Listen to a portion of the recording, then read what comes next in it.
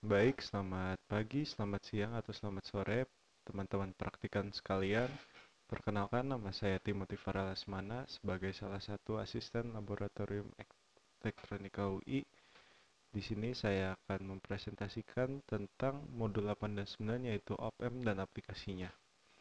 Sebelumnya ini adalah outline untuk presentasi saya yaitu pertama terdapat definisi, kemudian prinsip kerja, konfigurasi dan rangkaian dari op-amp yang mencakup modul 8. Kemudian ada definisi filter dan jenis filter dari op-amp itu pada modul 9 aplikasinya. Baik, kita akan mulai dari modul 8. Jadi pertama adalah bagian definisi dari op-amp itu sendiri. Op-amp adalah perangkat amplifier dengan impedansi tinggi di terminal input, atau dalam kata lain, pada kondisi idealnya ZI-nya adalah infinite, dan impedansi rendah di terminal output, di mana Z outputnya adalah 0 ohm. Itu adalah kondisi ideal yang kita inginkan. Op-amp sendiri merupakan suatu integrated circuit, makanya kalau misalnya di rangkaian nanti yang bakal kita jalankan di praktikum itu menggunakan bentukan sebuah IC ini, yaitu LM741. Dan op-amp ini umumnya digunakan sebagai sebuah amplifier, konverter polaritas, ataupun juga sebagai osilator, yang aplikasinya cukup bervariatif. Jadi pinoutnya sekilas adalah inverting input yang bertanda minus di sini, dan inverting input yang bertanda plus di sini, kemudian ada plus supply, minus supply, dan stage outputnya. Dan ini sebagai gambaran yang bakal kita lebih dalami nanti. Jadi op-amp ini juga bersifat sebagai sebuah differential amplifier, di mana sesuai dengan namanya, op-amp akan memperkuat perbedaan tegangan antara kedua input yang diterima. Misalnya untuk bagian sini, ini adalah inverting amplifier yang bakal kita rangkai nanti. Jadi dari sini kita bisa lihat bahwa terdapat tegangan input di sini dan juga tegangan input di sini. Namun karena tegangan input di sini dicatu sebagai 0 volt, makanya difference antara tegangan input yang di sini dan di sini adalah sesuai dengan input ini. Misalnya 5 volt nih, 5 volt menjadi 5 kurang 0, menjadi 5. Dan dia akan diamplify sesuai dengan gain yang ditempatkan pada resistor-resistor yang dipasang. Kurang lebih waveformnya seperti ini. Baik, kita bakal lanjut ke prinsip kerja dari op-amp itu sendiri. Prinsip kerja dari op-amp adalah kita bisa melihat dari pilotnya terdapat inverting, non-inverting, dan output. Kita bisa meninjau dari situ saja. Untuk terminal minus atau terminal inverting, ini akan menerima sinyal input yang kemudian akan diamplify dengan polaritas yang terbalik sesuai dengan namanya inverting. Sebaliknya untuk bagian non-inverting, ia akan diamplify tetapi tidak ada pembalikan polaritas. Dan output ini sesuai dengan gambaran video tadi terdapat output amplifier diferensial. Jadi selisih tegangan antara inverting dan non-inverting akan diamplify.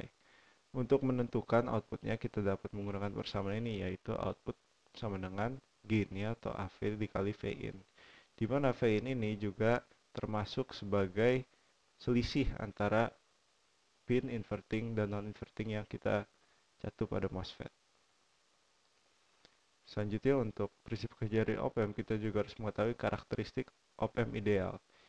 Jadi untuk op-amp ideal sendiri terdapat beberapa karakteristik yaitu seperti yang tadi dijelaskan di awal, gainnya infinite, input impedance infinite, balance-nya infinite, juga output impedance dan tegangan offsetnya 0.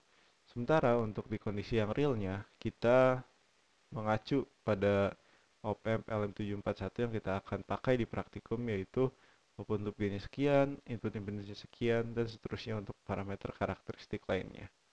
Tetapi ini sebenarnya cukup mendekati dengan op-amp ideal, hanya saja ini akan mempengaruhi kinerja rangkaian op-ampnya nanti. Selanjutnya, kita juga dapat melihat analisis op-amp ideal.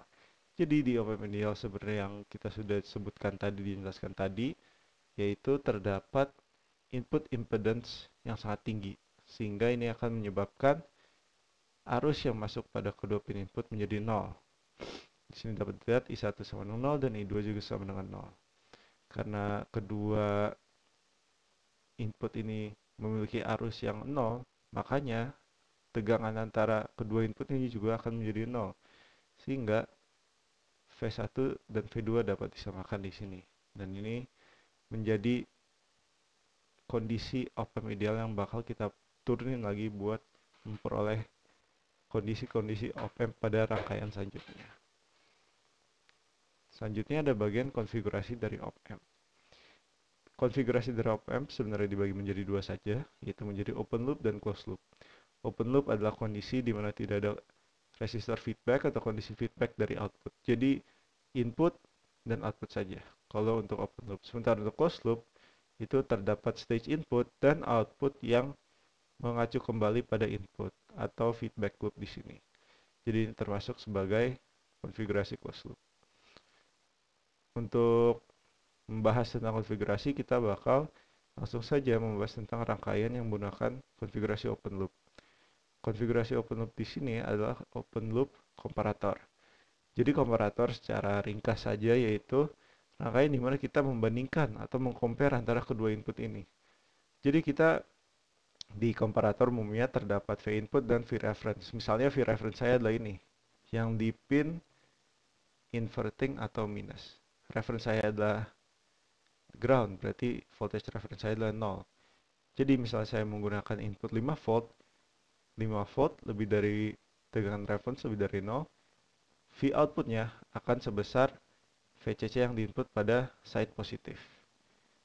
Ini bersifat sebagai suatu if statement misalnya di coding, yaitu kalau misalnya tegangan di sini lebih tinggi dari sini, maka dia akan bersifat pada kondisi high atau kondisi di mana akan disalurkan tegangan VCC+. Sebaliknya kalau misalnya lebih kecil nih V-in-nya dalam minus 1 misalnya, V reference-nya masih 0, maka dia akan mengambil jatuh tegangan dari minus VCC. Dapat disimbolkan pada persamaan ini, dan intinya dari rangkaian komparator, V-in lebih dari Vref, VCC di sini masuk, V-in lebih kecil dibanding Vref, VC ini masuk. Nah, selanjutnya ada closed loop yang kita gunakan sebagai contoh tadi, yaitu inverting amplifier. Mungkin dari ilustrasi video ini dapat dilihat juga bahwa kita dapat mengamplify tegangan yang kita input menggunakan suatu op-amp saja dan menggunakan dua feedback resistor. Jadi di rangkaian ini kita dapat mengamplify sinyal sinusoidal input kita sebesar 5 kali kurang lebih kalau kita mengacu pada persamaan ini. AV sama dengan minus RF per R1. RF adalah resistor feedback di sini dan R1 adalah resistor yang dekat pada sumber daya di sini. Jadi untuk rangkaian ini inverting amplifier, kita outputnya juga bersifat membalik, terlihat pada AV sama dengan minus RF per R1. Dan penurunan rumusnya itu karena kita mengacu pada sifat op-amp ideal yang tadi I1 sama I2 dan juga V1 sama V2. Kita melakukan analisis loop pada di sini, bagian sini, sehingga kita dapat persamaan ini. Dan juga kita dapat memasukkan kedua persamaan ini ke persamaan ini, sehingga kita dapat memperoleh rumus AV sama dengan V out per V in. Atau dalam kata lain, gain yang kita peroleh dari rangkaian ini hanyalah minus RF per R1. Jadi kalau misalnya kita melihat dari rangkaian yang kita simulasikan ini, gainnya adalah 500 per 100, yaitu 5. Jadi kurang lebih misalnya kalau kita menginput tegangan sebesar 1 volt, gainnya kita peroleh adalah 5 volt. Oke, selanjutnya kita akan membahas tentang aplikasi dari op-amp. Untuk aplikasi dari op-amp terdapat pembahasan terkait filter. Jadi sebelum kita masuk ke bagian jenis-jenis filter, kita akan bahas terkait definisi dari filter itu sendiri. Jadi filter terdapat beberapa jenis, namun filter itu adalah rangkaian digunakan untuk memisahkan sinyal berdasarkan frekuensinya. Misalnya, kita menggunakan low pass filter, jadi kita hanya ingin melewatkan bagian frekuensi yang lebih rendah atau bagian frekuensi yang low. Misalnya ini adalah suatu range frekuensi dari kecil ke besar. Dan untuk yang bagian kecilnya, kita stop di sini. Kita hanya mengambil bagian kecilnya. Dan yang di output adalah bagian komponen frekuensi dari sinyalnya yang memenuhi syaratnya, yaitu dari antara 0 sampai cut off di sini. Untuk yang high pass ya udah kebalikannya saja dibandingkan low pass. Kita mengambil yang bagian lebih tinggi atau yang lebih besar frekuensinya. Untuk band pass kita hanya mengambil sebagian dari range frekuensinya. Jadi kita menggunakan suatu batas atau suatu range, misal dari frekuensi sekian sampai frekuensi sekian, itulah output yang kita inginkan dari sinyal yang kita ingin output pada rangkaian. Sementara untuk band stop, sebaliknya dari band pass, kita hanya mengambil semua komponen frekuensi sinyal di luar dari band tertentu. Jadi untuk band pass kita ngambil yang di dalam band, untuk band stop kita ngambil yang di luar band. Jadi fungsi utama filter tadi untuk menghapus atau memblokir sinyal yang kita tidak mau pada frekuensi tertentu. Dan filter ini dibagi menjadi filter aktif dan filter pasif. Jadi untuk filter pasif itu adalah filter yang menggunakan komponen pasif, sesuai namanya ya, seperti resistor, kapasitor, dan juga induktor. Dan filter ini tidak dapat memperkuat sinyal karena dia menggunakan komponen pasif. Tetapi dia memiliki noise yang minim. Jadi kalau misalnya kita memiliki sebuah rangkaian, kita dapat menggunakan filter aktif maupun pasif, fungsinya sama saja. Cuman dalam aplikasinya mungkin terdapat beberapa konsiderasi karena kita menggunakan komponen seperti resistor dan kapasitor yang ukurannya cukup besar kalau kita sudah membahas terkait PCB ataupun kita membuat suatu IC. Jadi filter ini cukup costly dalam domain ruang atau domain ukuran yang kita ingin tempatkan pada suatu chip atau suatu IC atau suatu PCB. Dan selanjutnya kita akan bahas terkait filter aktif. Jadi filter aktif sebaliknya dengan pasif, kita menggunakan komponen aktif yang ukurannya itu jauh lebih kecil dibanding resistor, kapasitor, ataupun induktor. Filter aktif ini menggunakan komponen aktif yang kita bahas utamanya yaitu op-amp, ataupun juga bisa menggunakan transistor. Dan filter ini juga dapat mengamplify sinyalnya, tidak hanya sebagai filter saja. Yang lebih mudah diterapkan karena ukurannya seperti yang sudah saya jelaskan tadi, namun dia lebih rentan terhadap noise. Jadi dia tuningnya lebih harus akurat supaya mendapatkan output yang optimal tanpa noise. Dan sekarang kita akan bahas terkait jenis filternya itu. Karena kita sudah memahami tentang konsep dari filternya, kita akan membahas tentang jenisnya, yaitu jenis-jenis filter based on op-amp yang kita bahas. Yang pertama, seperti yang saya gunakan sebagai contoh tadi, yaitu low pass filter menggunakan op-amp. Jadi low pass filter itu seperti yang sudah saya jelaskan, dia melewatkan hanya bagian frekuensi yang lebih kecil atau yang lebih rendah, dan dia menggunakan sebuah resistor dan sebuah kapasitor. Ini persamaannya untuk mendapat gainnya 1 plus resistor kedua dibagi R1, dan untuk mendapatkan cutoff frekuensi yang kita menggunakan 1 per 2 pi RC. Untuk filter aktif, selanjutnya yaitu high pass filter, kita tetap menggunakan persamaan yang sama, cuman kita menukar posisi kapasitor dan resistornya.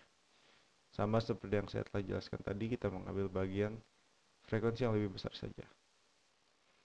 Dan untuk filter aktif selanjutnya itu bandpass, rangkaiannya sedikit lebih kompleks untuk mendapatkan bandpass ini.